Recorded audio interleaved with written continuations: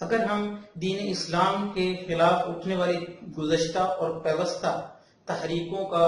جائزہ لیں تو ہمیں وہ دو طریقے سے کام کرتی ہوئی نظر آتی ہیں۔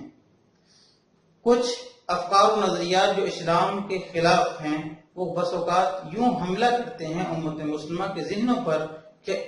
ٹارگٹ اصل عقیدے کو اور اصل نظریات کو جڑ سے اکھیڑ پھینکنا ہی مقصد ہوتا ہے، اور یہ طریقہ کار 17 سینچری سے پہلے کا تھا، لیکن یہ تاریخ کے جس دور سے ہم لوگ گزر رہے ہیں اس میں دین کی مخالفت کا انداز کچھ اس طرح سے ہے جو پچھلی صدیوں میں ہمیں نہیں ملا، کہ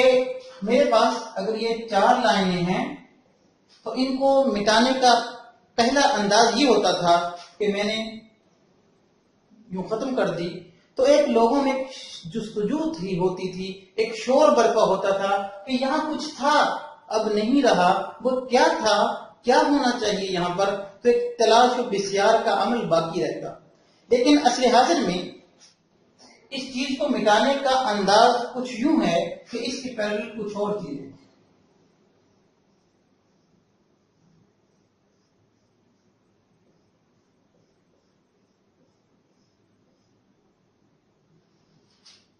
اس کے پیرلل کچھ اور چیزیں ساتھ اس سے شکلاً ملتی جلتی اس کے ساتھ کھڑی کر دی جائیں، اور ہر ایک کے بارے میں یہ کہا جائے یہ بھی ٹھیک ہے، یہ بھی ٹھیک ہے، یہ بھی ٹھیک ہے، تو اصل ٹھیک کیا ہے وہ نظروں سے اوجھل ہو جاتا ہے۔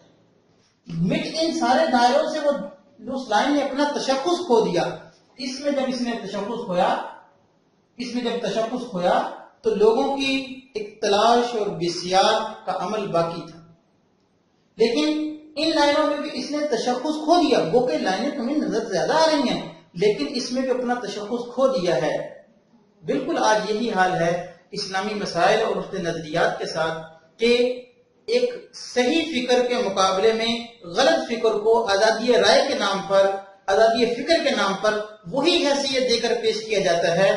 کہ یہ بھی جناب یہ بھی ایک رائے ہے، اس پر بھی دلائل ہے، یہ بھی ایک رائے ہے، اس پر بھی دلائل ہے، تو صحیح اور اقرب الی السنہ اس فکر کے مقابلے میں دوسری افکار کو بھی لا کر یوں کھڑا کر دیا جاتا ہے کہ جو واقعتاً صحیح ہوتی ہے اور جو واقعتاً غلط ہے وہ سارے لوگوں کے ذہنوں میں وہ چیزیں برابر ہو جاتی ہیں۔ تو چیز دونوں صورتوں میں اپنا تشخص کو دیتی ہے، اس کی اصلاً نفی کی جائے یا اس کے برابر کوئی اور چیزیں ساتھ لا کر کھڑی کر دی جائے، کیونکہ قرآن مجید میں اللہ تبارک و تعالیٰ دو ٹوک الفاظ میں فرماتے ہیں ان الدین عند اللہ الاسلام ومن یبتغی غیر الاسلام دینا فلن یقبل۔ ان الدین عند اللہ الاسلام، کہ اسلام دین حق اللہ کے نزدیک دین اسلام ہے، اس بات میں کسی کو مسئلہ نہیں، یہ سب کو قبول ہے، لیکن ومن یبتغی غیر الاسلام دینا، کہ جو اسلام کے علاوہ کوئی اور ڈسپلن آف لائف لے کر آئے گا، خدا کہتا ہے لن فلن یقبل، میری دربارگاہ سے اس کو کچھ نہیں ملے گا۔ تو اس وقت امت مسلمہ کا المیہ یہ ہے کہ حملہ ان الدین عند اللہ الاسلام، اسلام دین حق ہے تو آپ کو کہا جائے گا ٹھیک ہے آپ عمل کریں، لیکن یہ مت کہیے کہ صرف اور صرف اسلام ہی حق ہے، اس کے علاوہ باقی تمام طرز زندگی کے تمام اصول و ضوابط، رہن سہن کا تمام طریقہ ہے وہ باطل ہیں، وہ جہنم کی گھاٹیوں کی طرف لے جانے والے ہیں، نہیں، یہ بات آپ کی غلط ہے۔ لہذا اس صحیح فکر کے ساتھ دوسری فکروں کو بھی بالکل ایسے ہی کر کے دکھایا جاتا ہے جیسے کہ وہ بھی صحیح ہیں، نتیجتاً عمل دونوں ایک ہی نکلتا ہے کہ جس طرح یہاں سے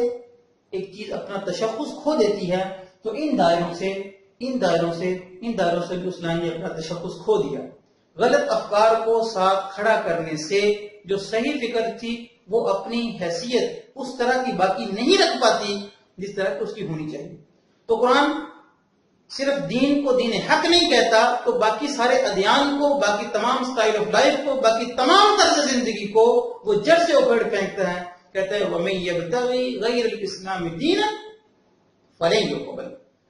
جو اسلام کے علاوہ کوئی اور طرز زندگی لائے گا اللہ اس کو قبول نہیں فرمائے۔